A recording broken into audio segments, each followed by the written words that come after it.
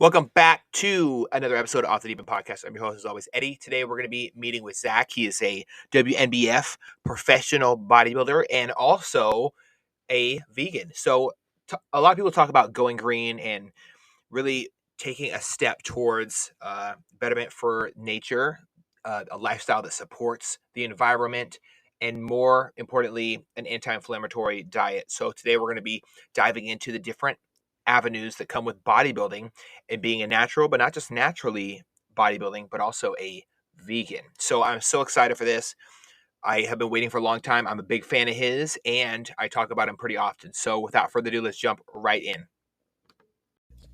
Are you thinking about making a podcast? Spotify has a platform that lets you make one, and if I can figure it out, you definitely can too. You can create your own content all in one place for free with zero hangups and even earn money as soon as you get started. Spotify lets you record and edit episodes from your phone or computer so you can go mobile, just like I enjoy to do. My favorite thing about it is that you can create video episodes if you wish and upload them to wherever podcasts are heard.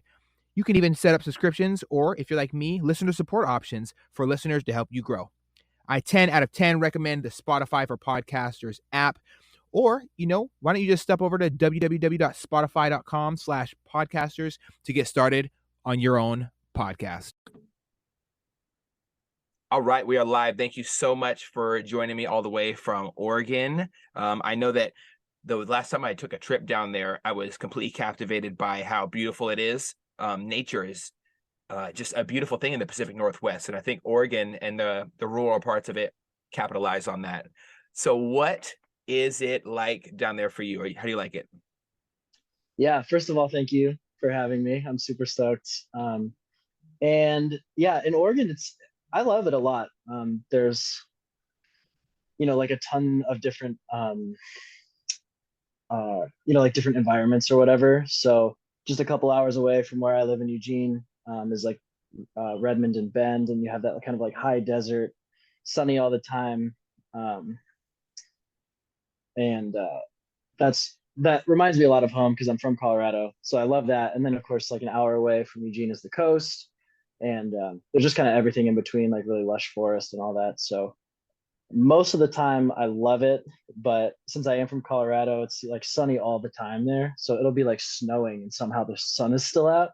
And it's been an adjustment to be in Oregon where it's pretty much raining like 9 months out of the year. So a little bit like a doom and gloom sometimes, but it sure does make everything, like lush and awesome.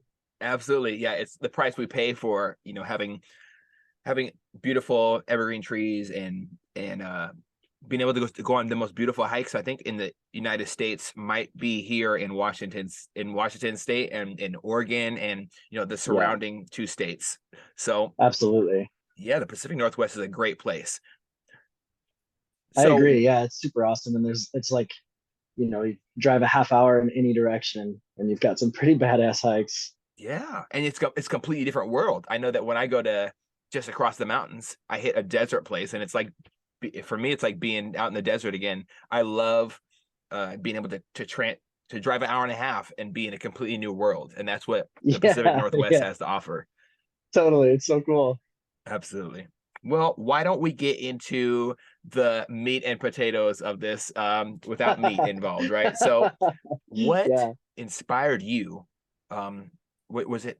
Have you always been plant-based, or what inspired you to make this ultimate change to there to not eating meat at all?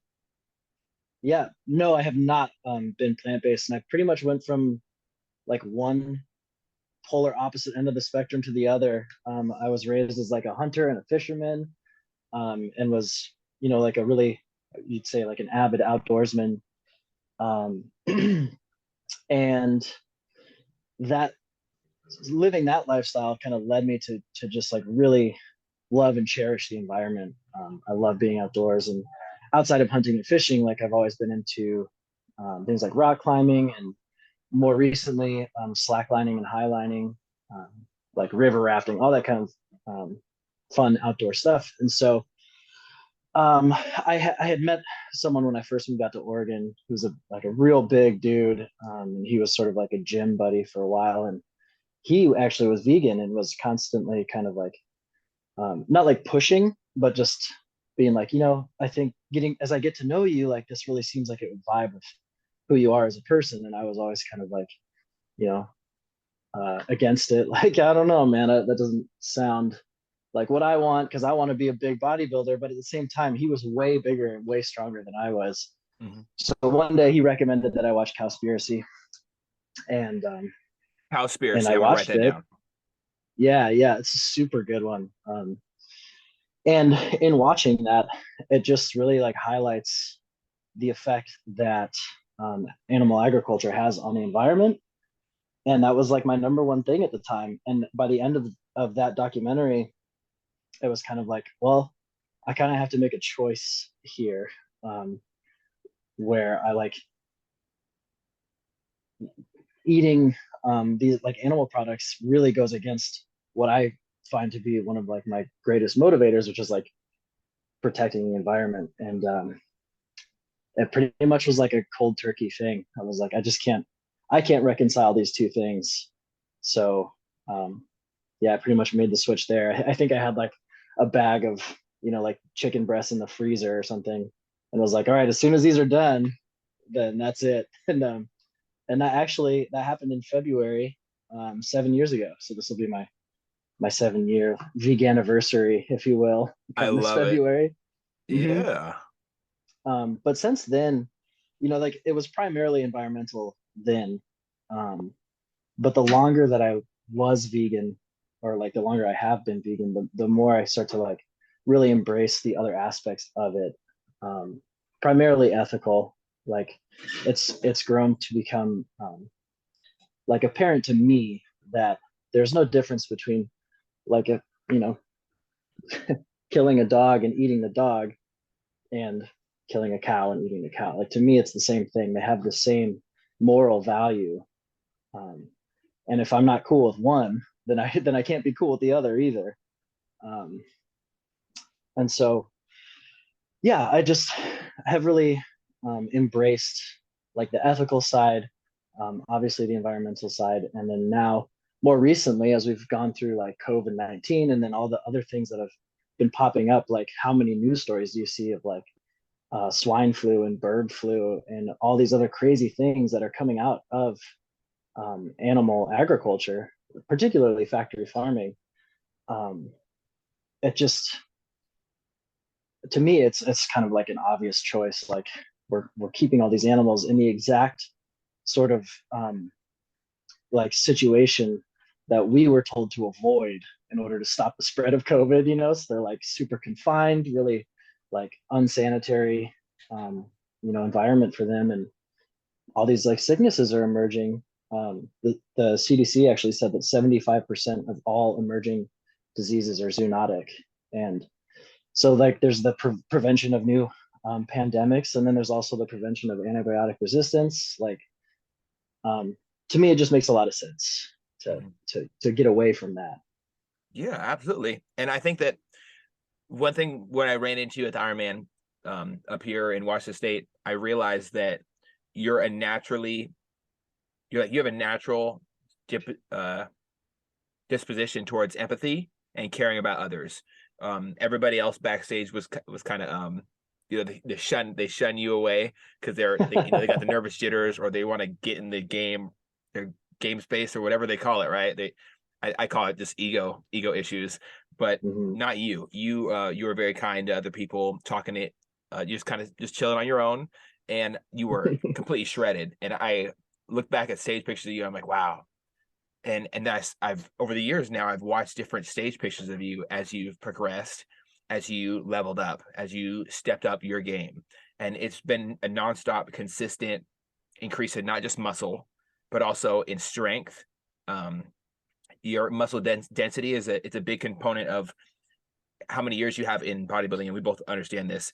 The your aged muscle, and I'm not seeing hmm any negative aspect that has to come with eating meat versus not eating meat. I think that your progress is right aligned. It's just a matter of consistency, finding a way. When people say, "Oh, you know, it's so hard," blah blah blah, it's hard across the board. There's a whole lot of it's hard across the board. You got to find your personal route to success when it comes with any aspect, especially when it comes to being plant-based.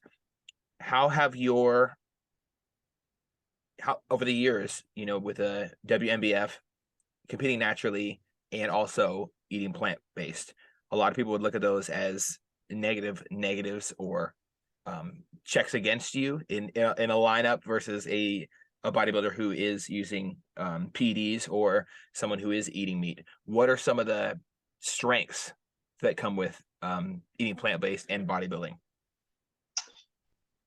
Um, I think primarily, we were talking about this, off camera earlier. You were mentioning like an anti-inflammatory diet, and that's for sure going to be like the biggest contributor. Like the point of anti-inflammatories is to like obviously reduce inflammation, but it's like antioxidants prevent oxidative stress, and we get oxidative stress through all kinds of things, like the environment, especially like a lot of pollutions or whatever, and through foods and through exercising. And if you're reducing the amount of oxidative stress through like your consumption of food, then that leaves all the antioxidants that you eat like free to deal with the oxidative stress from your workouts. So primarily, like the biggest benefit I think is just like enhanced recovery, Mm-hmm. Which also is like the point of performance enhancing drugs, is to Exactly. like enhance your recovery, right? So you can train at a greater intensity, a greater frequency, and so on.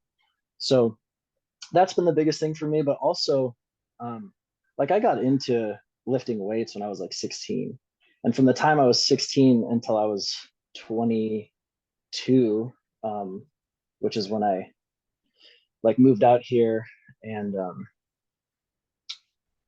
like had met that friend of mine that I was talking about earlier.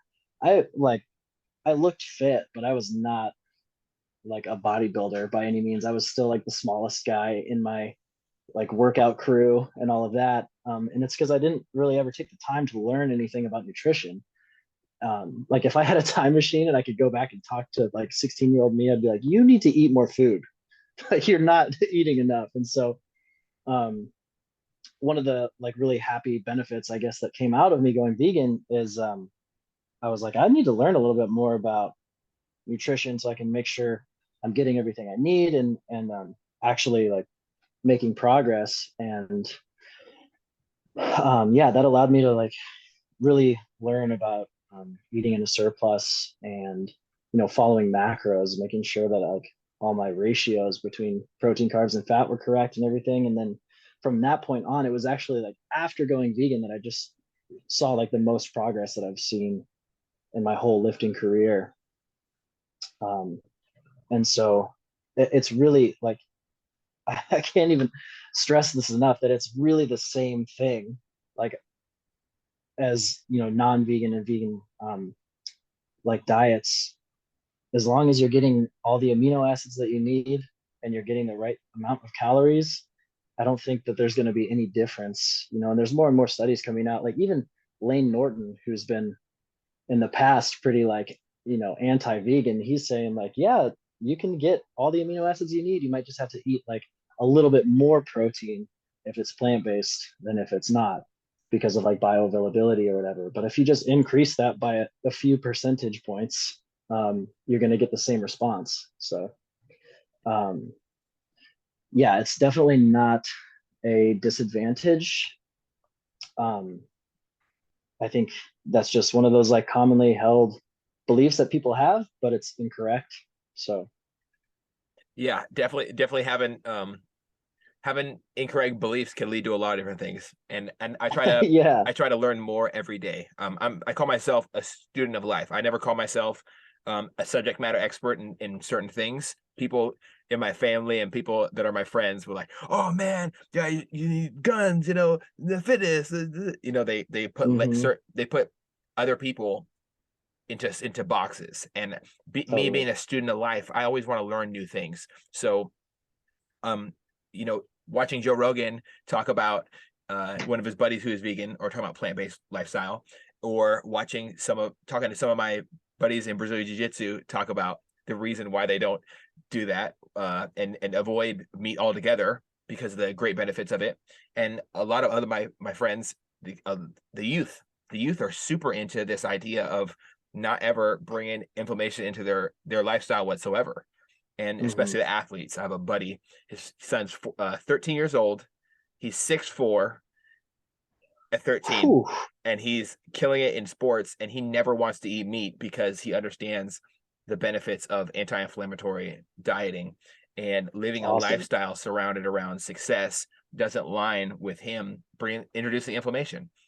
Yeah. um, a lot of people take ibuprofen or different stuff to reduce inflammation in your joints. I don't think that a single pill is going to solve your issues. It might numb the pain a little bit, but um, Totally. introducing different things that will alter your body for life.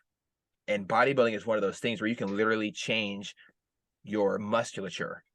And you want, it's like a Jeep. You want the fat tires, you want the nice light, or you want to put a lift kit on that thing. Why don't we introduce this or that? And the body is beautiful. It can do so many beautiful things. You can add the fat tires, you can add the capped shoulders, you can have nasty looking monster traps like Tom Hardy in the Batman series, right? Yeah, dude. You can add it all. What is one of your favorite things that you've experienced about bodybuilding where you're adding or subtracting things or manipulation, the art portion? Tell me about it. Man, you know, not so much like the the building, because the building happens so slowly. Um, like when I look in the mirror, I see the same person that I saw like 10 years ago. That's just like that's the way bodybuilding is. Like as soon as you start, you're just forever small. What I find to be the most fun is the cutting phase, because that happens a lot faster. Even though it's over the course of, for me, usually like 6 months or so. That's still a hell of a lot faster than building. And it's like every day you wake up and you see a new line and you're like, this is just badass. And especially comparing one prep to the next, that's when you actually get to see how successful your off season was. And if you did have, even if it's like a quarter of an inch on your bicep, or half an inch on your quad or something like that, it's super noticeable once you get lean enough. And yeah, I find that the cutting aspect of bodybuilding is always the most fun and exciting. Um, and I mean, I guess that's kind of like what society thinks as well, because if you post a picture like deep off season, on the gram, everyone's like, yeah, you just look kind of chunky. Yeah, But Chunky Monkey. if you lose 35 pounds and post the same picture, it's like, damn, that dude's crazy. Like it Mhm. just gets a lot more attention. So um, yeah, for sure, that's the fun part. Um, at least from like uh, a visual standpoint. Of course, cutting is usually not fun. Doesn't feel fun when you're like deep into it, but Mhm. Yeah, I think that when I cut for something, or if so before, a little backstory here. Before I was gonna go switch into jiu-jitsu, I wanted to lose 20 pounds. So I went through a weight cut, like not necessarily like a bodybuilding weight cut where I'm just killing the fat off, but a mm, normal weight cut. I gave up a lot of muscle mass. I gave up a lot of everything to make this weight wow. cut, because I was at 210. No, I was at 212.5 or something like that when I decided to cut the weight. I was already, when I started my fitness journey, I was a lean bean as well. I was 125 pounds, 135 Whoa. when I came back from the Navy. I was 135 Wow. because of knee injuries. I was walking with, I wait for the MRI results, but I'm pretty sure torn ACLs in both my knees. Oh man. Walking during deployment and stuff like that, the whole time just in pain. And I've lost all the weight now. Jeez. I was like, oh, now now I'm this big. I can squat whatever. I can deadlift four or five like it's water. Everything's easy now. But I had to go Mhm. through this significant weight cut. Do you think there is a serious tie and relationship to the more muscle you have and the more weight you can lift? Um, well, yes and no. I think because strength is a like a neuromuscular adaptation, and so you can see. I mean, some of those powerlifters out there are insane. Like they don't look very big, and they're pulling weights that are just like mind blowing. So like, yes, first of all, powerlifting isn't necessarily my forte. Mhm. Like I enjoy it and everything, but I don't know a whole lot of like the science behind it. But I think like if you do have like a greater amount of muscle, then you have a greater potential for what is it, like, muscle recruitment or whatever. Um, but it doesn't necessarily mean that like a bodybuilder is also super strong. Oh yeah, I've Uh, seen some that aren't. It's kind of scary sometimes. yeah, for sure. Like some people just do really well with super high volume training. Um, and so they're just throwing on like a kind of a whatever amount of weight and just doing it for a stupid amount of reps. But what I kind of thought you were going to ask is actually just like uh the like body weight versus training. And Mhm. for me, I definitely, like, I'm about 220 right now, and doing anything more than like 10 reps is stupid and impossible. I'm like out of breath all the time. Like it's certainly, that's one of the more funny aspects I think is this of this sport, is that neither end is healthy. At Like all. when I'm pushing to be as heavy as I can, that's not healthy. And when I'm super, like, being 5% body fat is not good for you either. Um, like when Fortunately this didn't happen this most recent season, but the last two seasons before that, I got to a point where I was so lean, I was starting to experience neuropathy, and like my feet were starting to go numb, and just crazy shit, man. I was like, I'd be laying down in like a memory foam mattress, and I might as well have been on concrete. Like everything was just Oh, uncomfortable, oh, and yeah, and it's just like that's not good, it's not good. like No, I I think wouldn't. that like Every time I look at people who have been are super shredded year round, I always think that's really not good. Like you're definitely just doing this just for the Instagram attention or mhm, also the revenue, because there's the business aspect of looking a certain way, and the mhm, sponsorships, they want you to look a certain way, they want you to be a certain thing. I think that it's important to also take a step back and realize your health, because when I was heavy as well, uh, I could I run 10 miles out of nowhere, like I could, like when I was prepping for the Navy to go in at age 19. I was prepped. I could run 5 miles at almost a dead sprint, nonstop, no problem. wow, It would just be a jeez, matter of how much of a would I be willing to give up. Do I want to quit halfway through this run? My mindset was dialed, like laser focused. There was nothing that's going to set me off for my goal. Versus when I was 210 and 212, I was feeling heavy. You know, it's really strange for somebody who was 100 and like 25 pounds at age 18 to be two something at age 26. It's and feel heavy all the time, mhm. always tired. Of course I was stretching, of course I was doing my cardio, everything I could, but I couldn't run like I used to. I couldn't walk upstairs like I used to. I felt like my body was like a tank, and I was just powering through everything. I'd bump into somebody by accident and they'd move really fast, really far. So like a juggernaut. It was not necessarily a positive thing, but I felt like I was juggernauting through life instead of being graceful, being Mhm. my normal body weight, my normal lifestyle. So that weight cut for me was a necessity if I was going to do anything related to jiu-jitsu. Yeah. Otherwise, I was going to get completely folded and choked out by a bunch of people who are nothing. They're half my size probably. So Yeah, I I know that's one of the craziest aspects of like martial arts, is they can see like a big giant, like super muscly dude, and he's gonna get like pretzeled by someone that's like two-thirds of his weight. oh yeah, I think that's tactics. awesome. I love it too, and um technique, tactics, how you do things is a major role of powerlifting as well, from what I've heard. And for me, doing compound Yeah, lifts all through high school, through sports, the compound lifts are so essential. I was doing power cleans the other day for the first time in 8 years, and yeah, being able to just put two plates on each side and do power cleans, it blew me away. Because nice. I've started with like just 10 on each side, and I'm like, oh, it's pretty easy. Of course, it's easy.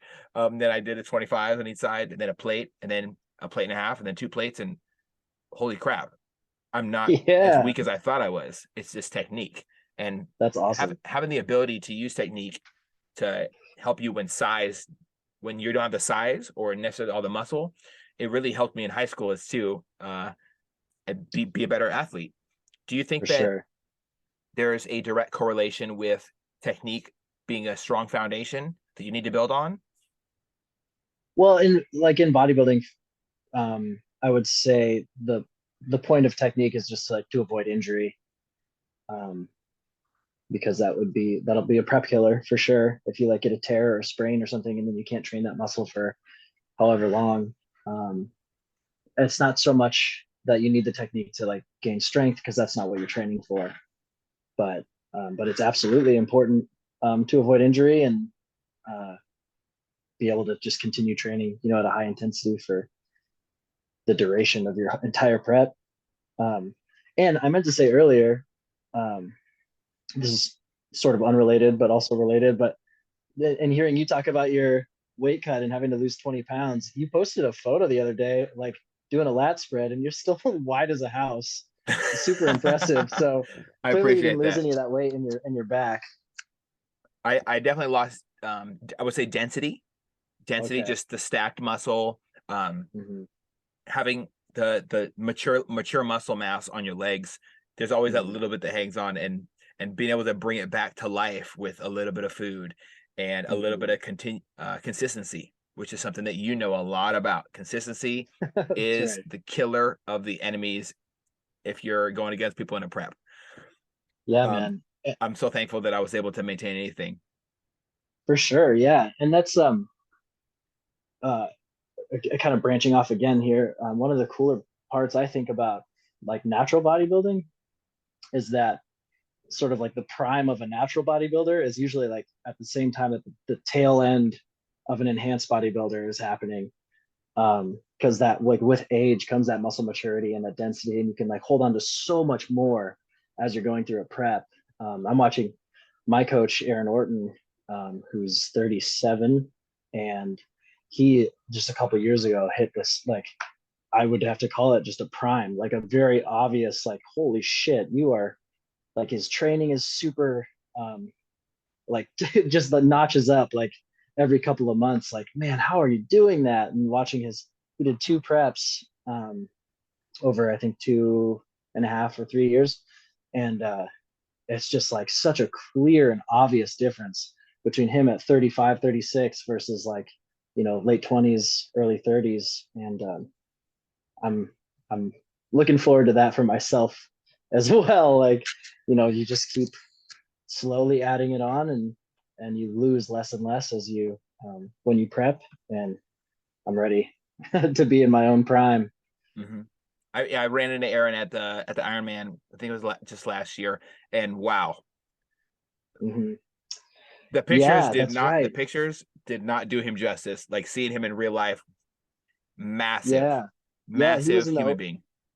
totally, he was in the overall at that show. um Him and that guy Zebin, Mm-hmm. and I think it went to Zebin, but definitely not for any, like, he didn't size him out or anything. I think that guy just had like a genetically non-existent waist, Yeah, which is what really did it. But yeah, Aaron he's been looking crazy.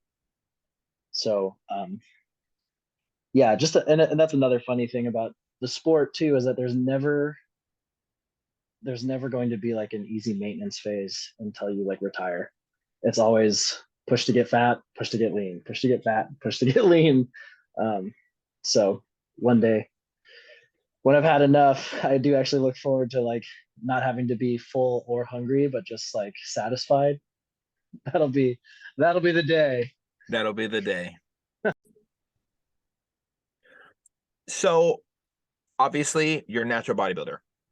You had an amazing, incredible journey that I've watched for the past little bit. Why don't you walk us through what it was like for you, the ups and downs, what it takes to compete in the WNBF, and the most important parts that you took away from it as well. Okay, yeah.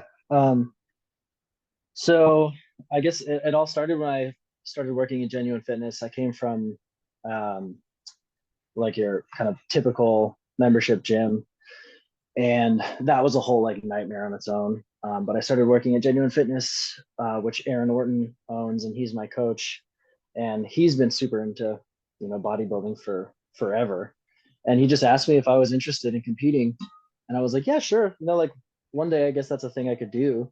It wasn't necessarily something I had ever really thought about. And he kind of just decided for me. Like one day I came in and he's like, all right, you're in prep now. And I was like, shit, okay, I guess this is happening. Um, and that was definitely the most fun I had ever had with in regards to lifting and everything. Like going through your first cut and seeing all those changes to your body, it is just absolutely wild, like so mind blowing. Um, and it was definitely challenging towards the end, as it always is, especially not knowing really what to expect when you start to get super hungry and super tired, and you have that neuropathy thing, and like your hormones are in the dump. But that doesn't happen for a long time. So I was just like having so much fun going into this. And the leaner I got, the more I was like, I might actually be able to do kind of good at this thing. Like I was just doing it for fun, but then I was like, man, what if I won? That'd be crazy. And I'm, like just crushing on the stair stepper for however long I was doing it at the time, and just like saying to myself over and over and over again, "Your new WNBF pro, Zachary Belknap." Just like that was like my mantra. Yeah. And so my first show was the Northwest Royal up in Kirkland, Washington at the time. And like this whole 6 month prep, it was like all just like condensed and came to a head like right when I was backstage about to go on for the first time.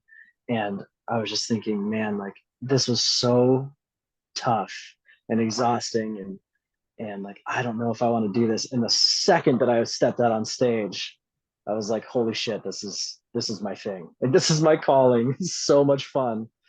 And I ended up winning first place in middleweights, and then I went out for the overall, which would have it was a pro qualifying overall, and I lost in a tie. So I came super close, and I'm really glad that I didn't actually, because I still like looking back on that, I'm like, wow, my posing was not that great. Like I really had to learn to kind of like refine everything. And if I had won that pro card, I probably would have just coasted for the rest of my career. So it lit a fire under my ass, like getting that close. It was so cool. Like, man, what an awesome experience that was. And for that first season and the season that followed, I did the Northwest Royal, and then the next week I did the Washington Ironman, which is where I met you, and then the Oh week yeah. after that I did the Battle for the Eagle. So it was like 3 shows in 3 weeks for 2 different seasons, and it was just grueling. Like going like peak week show. Like that's not it's not a super fun or enjoyable experience, and it always ended up with me being kind of like stringy and flat at the Ironman. So I'd look good at the first and the last show, and then the one in the middle was like we couldn't really like fill me out for that one. But in all those shows, I never landed outside of the top three, and um, and that again was super cool because in the NPC, the Washington Ironman is a natural show, like half Quote natty. unquote. They send out, yeah, they send out that email and they're like, here's the drugs that we're not testing for. Mm-hmm. It's like, okay, That so sounds like I'm not a lawyer, but that sounds like a big ass loophole to me. yeah, it's like a wink and a nudge. Um, but then the following show, the Battle for the Eagle, that's just an untested NPC show, and so I was doing classic physique and bodybuilding at both of the NPC shows, and so that was 1, 2, 3, 4, 5. Each year was like five, showings or 5 divisions or whatever. And yeah, never placing outside of the top three. I was like, man, I guess maybe I'm kind of good at this. But my second season, when I went back to the Northwest Royal, I did win my pro card that time. Hell Um, yeah. yeah, it was pretty cool. And what like just my best like the thing that stands out most from that show is my dad was sitting in the audience, and he's always been so supportive my whole life. Like he was the dad that was showing up at like my football practice, just practice, and like cheering me on. It was so cool. And so when I, as it goes, usually when you go out for the overall, they make this big, like they make you wait for the announcement, like your new WNBF pro, pause for 10 seconds. And they called my name, and my dad lost his shit. He just stood, he was like jumping up and down. He's like, "You did it!" And like you can even see, I ordered the video package from that, and you can see him in the video just like going ape shit. And Wow. that was, yeah, just the coolest moment. And he's he's like totally like, my son's a professional athlete. It's Hell just so yeah. cool. Yeah. So um yeah, so those first two seasons were kind of identical. After the Royal, I did the Ironman and the Eagle again, and did really well in those. And that year I actually won first in Classic at the Eagle. But one of the rules when you win your pro card in the WNBF is you have to solidify your pro card within 12 months. You have to compete as a pro. So I'd already been in prep for 6 months, and this would have been in October. And the soonest, like the next pro show was in April. So I was like, I had like a month or two off, and then I had to be in prep again. And that was just like kind of a fucking nightmare. So hopefully I can say fuck. I don't Oh, know I if say that's fuck all okay, the but time on here. It's called okay. off the deep Good. end. We're here to jump and we're here to Okay. sink or swim. All right. All If right, this is not sweet. a place for feelings, for your feelings and the feelings of the Yeah. listeners, but we say fuck. Yep. Yeah, we fuck it Okay, up good, here. good. um so yeah, anyway, it was miserable. And um that I had calculated the amount of time I had spent in prep over the course of 2 years, and it was like 18 out of the 24 months. It was No. just fucking insane. So by the time I hit that pro show, I was super shredded, but I was also really stringy. Like I had lost a fair amount of lean tissue. Mm. But like, you know, like etched lines in my glutes and everything. And like I look at my face, and it was just like Skeletor. Um, like no, I just was just cheekbones. I was all Oh yeah. bone. It's scary sometimes how when you look back and you see that. It is. Yeah. I was just talking to my partner about that this morning. Like, and you don't see it until you're out of prep. And then you look back on those photos and you're like, Jesus Christ. Like, I don't know how I didn't die. But so going into that pro show, I was just like I wasn't really feeling very hopeful. I saw some of the guys that I was going to be competing against, and was like, these dudes are big, and I'm just stringy and all that shit. And then I went out and I won that show, and was like, again, just flabbergasted. Like, that's kind of just been how it goes every time, where I'm like, yeah, kind of filled with like excitement, but also like self doubt, and just like, I don't know, man, I don't know if this is gonna happen. And then I'll take the cake, and it's like pretty. It's an incredible feeling. So and after, John Nickerson, right? Mm-hmm. So after that, it was my first pro show ever, and I won that. And I talked to John afterward. He goes, "You know what this means, right?" And I said, "No." And he goes, "You're an undefeated pro." I was like, Yeah. "Okay, Yeah, that's he that's is. cool." It's not like a super impressive record, like 1-0, but One and I no thought is that was still funny. one and So no. It's not one it and is still one. 1-0. Yes. He wasn't wrong. But I wasn't gonna go like put that on my Instagram bio or something. But after that, I took a long break. Um, it was a 3-year break, and then I came back this last year, and went to the Columbia Classic in Auburn, which was another pro show, and I won that one. And Surprise, I surprise. yeah, again, it was really cool. The guy was competing against their Dion Mock. We like became friends on Instagram leading into that show, and it was so cool. Just like we knew we were competing against each other, but it was like supportive. You know, we were like having a good time, like kind of cheering each other on, and being Wow. like, yeah, I can't wait to get on stage. And that was, I think, the first time we'd actually like met in person was at the show, and it was just fun. It wasn't like, um, it didn't feel like overly competitive or like fuck that guy or anything like that. We just went out there and had a blast, and yeah, I ended up winning that one, but he looked insane, and it was just a huge honor. So after that, another really cool thing that happened is I competed at the NPC Oregon Open, which is the state championships, and I won the overall in classic physique for that. Um, which again, like that was probably even cooler, I think, than winning my pro card, because I don't think I was the only natural guy, but a lot of those dudes were on gear, and yeah, so many people that we were talking about like um, commonly held beliefs that Hmm. might be wrong, and people talk shit about natural bodybuilding all the time and say like those guys couldn't hold up in the NPC or the IFBB or whatever.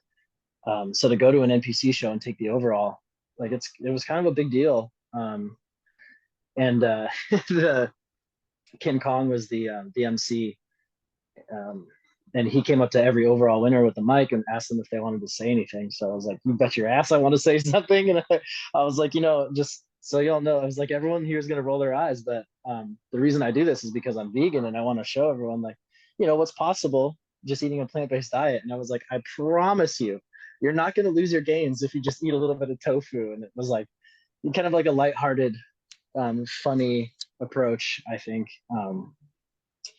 But yeah, anyway, that happened, and then I went down to California for the Natural Muscle Mayhem, which was usually it's like a huge pro show. It's kind of like the biggest historically. It's been like the biggest WNBF pro show on the West Coast, and unfortunately, I was the only one, the only pro that was there. So that was a huge disappointment, but technically I won that show too. So I Hey, still, another yeah, win. yeah, still get to claim the undefeated status. But If you don't show up, you can't compete. If you don't compete, that's the person that does is gonna win. You that's still right. prep for Yeah. it, man. So yeah. Anyway, now I'm back in another off season. I'm gonna take another 3 years off and then compete at the World Championships. Yeah, we'll see what happens. But I was there this year in LA, and those dudes are insane. Like if anybody who's skeptical about natural bodybuilding, just look up the WNBF World Championships, and like the winner this year, Bada Lacan, like the dude's insane. He's the kind of person you look at and you're like, no, he's not natural. Definitely not. It's impossible. So I don't know if I'm not sure if I want to make the goal to like win worlds because I just don't think that's realistic. But I would love to get top 5 in whatever weight class I end up in, probably middles. You know what I always say is, you shoot for the stars, you're at least touch the clouds. And so that's what I'm gonna say to you right now, man. It's a beautiful thing when your dreams come to fruition, and even if you I would say the unfound dreams too, the ones that you don't know that you have, when you really Mhm. really aspire to be extremely great, you'll be surprised all the huge victories that you look back on with a feeling of achievement. And I love your story. I love that you have competed in different divisions, in different categories, in different completely different leagues, right? So one thing Mhm. that really stands out to me with your story, you talked about 6 months preps, and I am not a 16 weeker either. So my time spent in bodybuilding, I walked into it with a good understanding of, I'm not here for the fast. Let's cut real quick and just do a show. I wanted the Mhm. slow knife. The last show I did, I took a year of prep. So it was Whoa. a beautiful prep. My coach is super great, Brian Click up here. Um, he I sat down with him and I said, listen, man, I've been working at this for about 6 months now, just in my growth. Let's cap off this growth season, and then let's do a bulletproof slow prep. Let's build more muscle than fat we lose here. And it was Wow. great. It was great to turn out. I was very, very appreciative of that experience. But what I learned from it is one of my favorite quotes from The Dark Knight Rises. I'm a nerd when it comes to movies. It is what it is. I love movie quotes. It's the slow knife that cuts the deepest, and that is a standout portion. Mm, You know, that mhm. slow cut. You're everything's going to be easier and calmer and more dialed in when you've been prepping for when you've been doing a slow cut and you've been Yeah. working. You're not just doing this. Oh, I'm gonna do a 3 month prep and then I'm gonna schedule another show out this, but this close or whatever, right? Doing them in Mhm. a couple week portions like you did. Do you enjoy every aspect of that approach as well? Because I found that there was no stress. There's no stress. It was super easy going. I ended up just walking on stage, showing up, and then I won, and then I walked off stage. It was great. Mhm. Um, the slow cut is one of my favorite methods. Do you like that same approach? Yeah. Oh, absolutely. Yeah. There's another quote. I don't even know if it's I'm saying it right, but I think the quote is "Success loves preparation," Oh yeah.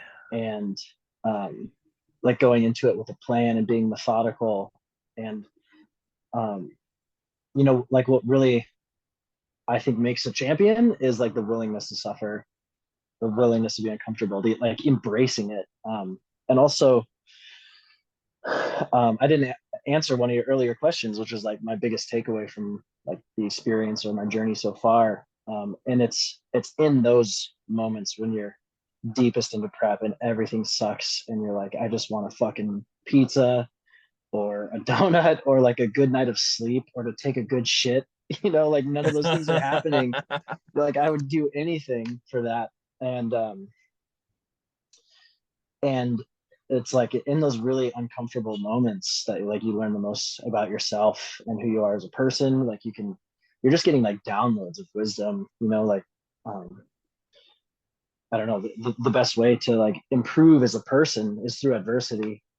And um yeah, like I was kind of talking about, like your willingness to suffer is paramount to like really be successful. So um that's what I've enjoyed the most, is knowing that I can handle that shit, so I can kind of handle anything. Is how Yes. that feels. And yeah, that's my approach. I don't like to. Um, it's like it's sort of like doing it like a really fast prep. Not only is that just not going to be successful potentially because like you're going to lose a lot of lean tissue, but it seems like you're looking for an easy way out, or like kind of like discounting the benefit of suffering. So yeah, it's like a spiritual journey, really. Mhm. um, and I would hate to discount that by trying to like run shortcuts and do like 12, 14, 16 weeks, because that's just it's not going to get you there. Absolutely. I definitely agree. I think when you're forged by the fire, you're able to do great things. Adversity, stress, difficulty, setbacks, can be setups.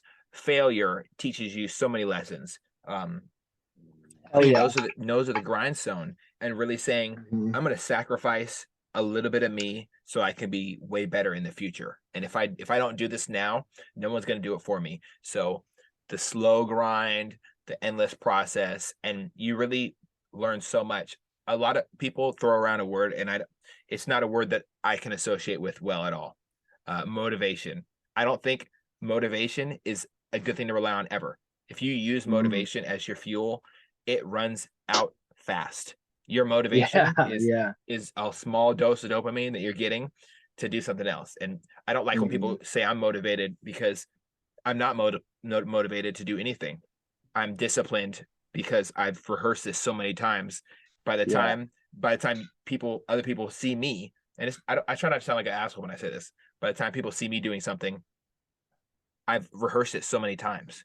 By the Mhm. time people see a video of me shooting with my buddies, and I'm I'm just doing what I just having fun, or somebody gets a video of me and sends it to me, and I put it up on whatever social media. I've rehearsed it so many times. Of course, I'm not going to miss. Of Mhm. course, I'm not going to do this, and I'm doing quick draws and dropping down to the ground and hitting my target twice in the chest, once in the head. I'm not going to miss Yeah. because I've rehearsed it so many times.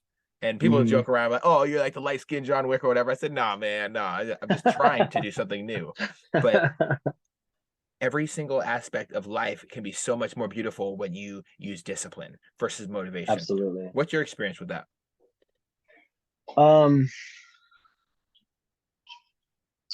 Let me think about that for a second. um, 'Cause I'm trying to find like the meaning behind the word for me because Mm-hmm. I do have motivation, or maybe I would like, maybe I'd call it purpose. Again, Purpose. one of the things I was alluding to off camera was like the fact that this is like super grueling. And if I didn't have a great purpose in bodybuilding, I may not do it. It might have been one of those things where it's like, okay, I did well, I'm happy to move on. Um, but my motivation or my deeper purpose with this is absolutely using this as a platform to like in your face prove that veganism is not like a disadvantage whatsoever. Like if you don't believe me, come lose to me because like I'll compete against you, I'll win, and like you will have no choice but to accept that at the very least it's not a disadvantage. Mm-hmm. Potentially it's advantageous. Uh, and I'll use that. Even Aaron will use that shit. Like if I'm going into a heavy set and I'm like, I don't know about this, Aaron will just walk by and be like, you probably can't do it because you're a vegan. And I'll be like, fuck you, and like crush the set because he just knows that'll piss me off. Oh yeah. So so yeah, I mean I agree. You can't depend on motivation because what if you wake up one day and you're unmotivated? Are you just like not gonna go do the thing? Um, but yeah, dedication is putting that into practice when you don't want to do it. And purpose is what drives dedication, I think. Mm-hmm. I Um, absolutely agree. so Absolutely yeah, agree. in those hard moments, like you need to have a good reason, um, or else you're just going to be like whatever. I was Like just I'd reading. rather sit back and watch Netflix or whatever. Was Netflix and chill. Yeah. I Yeah. watched I was listening to excuse me, I was reading a book the other day, and it really blew up to me. There's a message behind the lines, right? None of the words that mattered, the title didn't matter, but the message behind it that I received was exactly what you said: finding your purpose, knowing what it is. I think that along with the lines of finding your purpose, it's not just you that helps you find it. Having an uncompromising coach can not just be it's a lifelong friend, but they can Mhm. also be so beneficial because they're reminding you of how great you can become because they have a vision that you might not see. What's your vision that you see for the clients you work with down there in Oregon? The vision for my clients. Yes. Um, Or how do you develop that vision for them? yeah, I mean, like everybody that comes to me has, um, they have at least a basic idea of what they want. And the job of any coach is to sharpen that a little bit, like get more detail. So, like everyone wants to build muscle and lose fat or look toned. Um, and like the goal again of any coach is like, okay, well, what does that mean? What muscle? Where do you want to build muscle? How much fat do you want to lose? Do you have like a body fat percentage or a scale weight goal in mind? Like, let's sharpen that a little bit, and um, and then I'll give you the tools to get there. Um, but like the work, as you know, it's on you. It doesn't matter how good your coach is. Like you are the one that has to put that into practice, and um,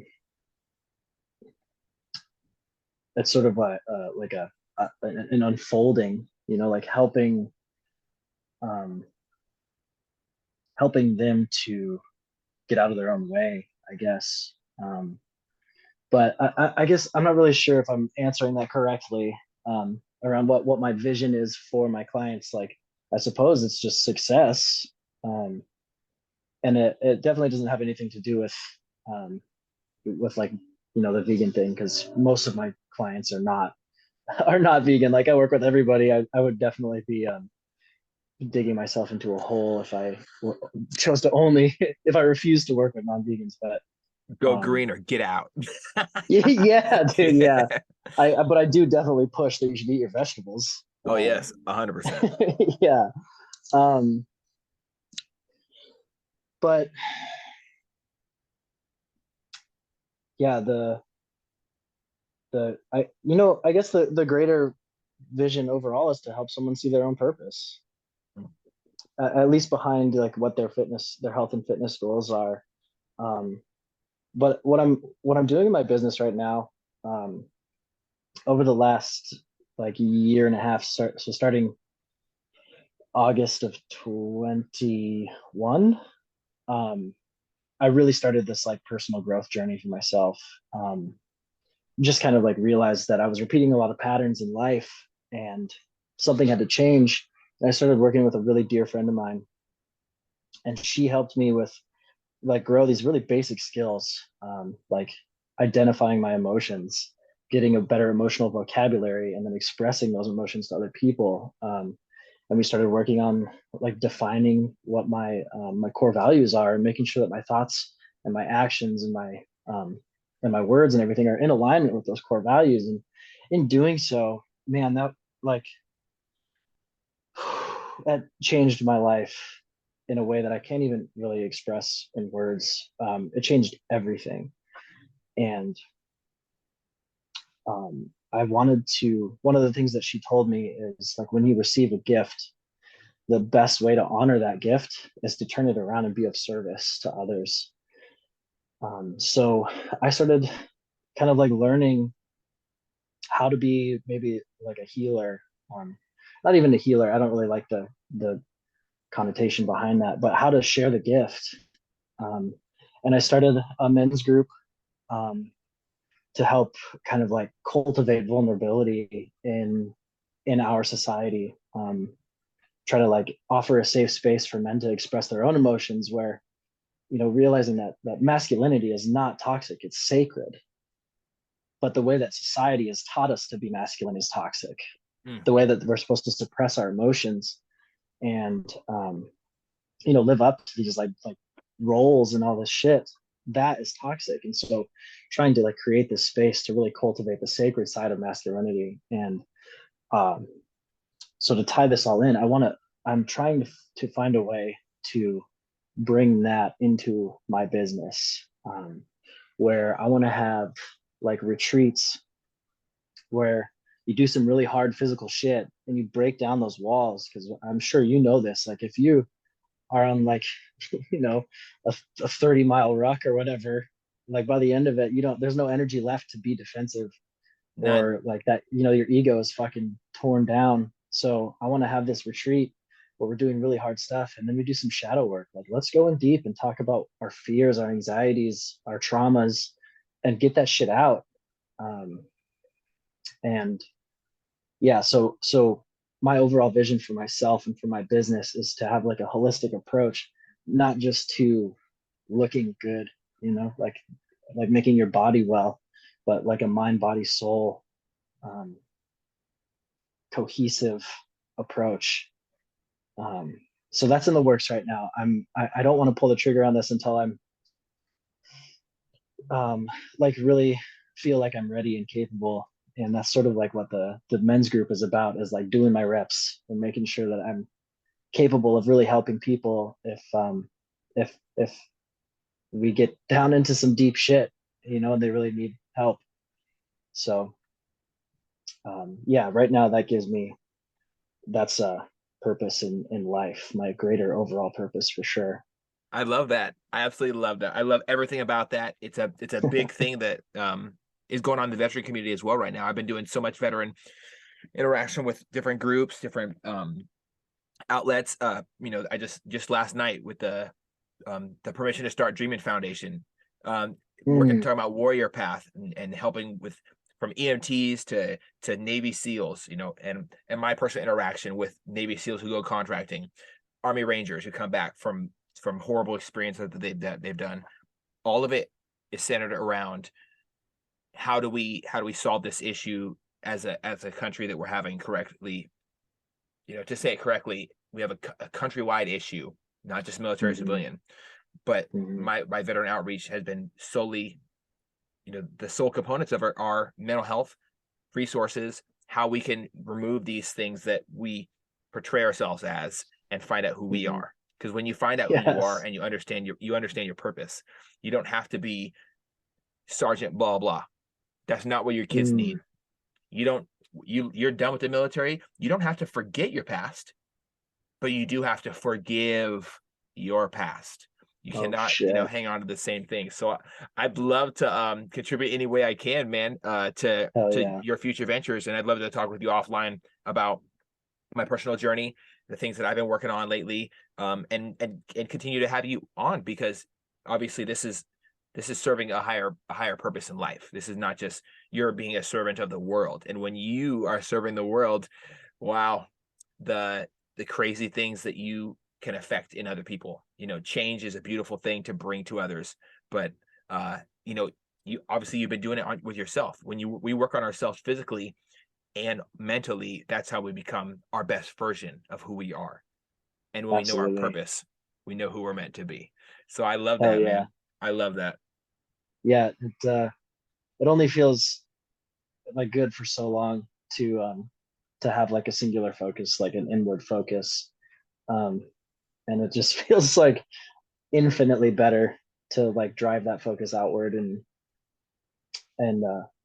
like help people. You know, like it was definitely a tremendous change that I felt in myself when I started fixing all that shit, you know, like working on my trauma. But it was so much even more rewarding to turn that outward and be of service. Like, man, that feels good. Hell yeah. Hell yeah. Well, we're gonna have to do it. We might have to, you know, get, as soon as we're done with this, we might have to schedule a part 2 and just talk about mental health, talk about our spiritual journeys, man, because there's so much that can be said, especially for the bodybuilding community, in all its different facets, natural, unnatural, the highest level competitor. You know, we all have these great things that we're doing physically to benefit our business, to benefit how strong we are, to benefit our self-image, to make up for and cover up sometimes our past, where we felt weak, but we become strong physically. But mental dexterity, conditioning of the body, they all come through hard times. And people who go through bodybuilding preps, people who are champions like yourself, always have a great perspective to provide to others. And I love that's your new direction in life, man. That's huge. Thank you. Yeah, I'm really super fortunate to just to have the people in my life that I have and to have found this path. And yeah, it's a good feeling. And every day, just like you, like waking up is makes it a great day. And I can be super grateful for who I have and where I'm going, where I've been. It's pretty fantastic. Yeah. That's something that it really changed for me. I heard this song inspired me. Unfortunately, I had a friend take his life this year, and after I cleaned up his apartment with his family and stuff like that, this beautiful song, dude, beautiful song. His sister's husband said, "I want to end this on a positive note. He was such a bright light in everyone's life. No one expects this to happen, but I want to leave you walking away or driving home, however long that might be, with this song stuck in your head." And he played "Beautiful Day" by U2, and I cannot get enough of it. I play it at least once a day on the way to work to remind myself and give myself perspective and practice an attitude of gratitude to appreciate the things of life. And today I'm grateful for you doing that for the rest of the world, being a servant of humanity and a servant of the world. It brings you to another level of life, and you're able to contribute to things that people need, not that they want, that they need in their life. So I commend you for that, brother. It's huge. Thanks so much, man. And same to you. It's very clear that you share the same passion, and I recognize that, and I appreciate you, bro. Absolutely, my man. Well, I am so thankful that you were able to come on today all the way from Oregon. Normally I have when people zoom and they have to time travel, but we're lined up on the same time schedule, thank God. And Yeah. it's really cool that you're doing everything with fitness, and you're transforming your life right now. You're transitioning into a different direction, but also holding on to the same values. I think that's Mhm. extremely powerful. And I commend you on all your accolades that you've accrued for yourself and for your team, for the people who love you. You know, the moment with your dad is that what you just shared with me is going to play in my head for the rest of my life as the type of father I want to be for my children, because that's Cool. exactly who I want to be for my kids, to show up at practice and stuff like that. So, wow. Thank you so much for sharing everything today, man. Yeah, thank you. I really appreciate it. Absolutely, brother. Well, thank you so much for your time, everybody. This has been another episode of Off the Deep End Podcast. As always, please head over to our Facebook page. I'm going to post his information in the description, as always, but I love to have a chat with you. Please head over to our page so you can stay up to date with the new episodes. Zach's definitely going to come back on and share his life as he transitions into this new field of mental health support for other people. And it doesn't have to be necessarily about mental health. He's going to affect change in others by helping them recognize their strengths, work on their weaknesses.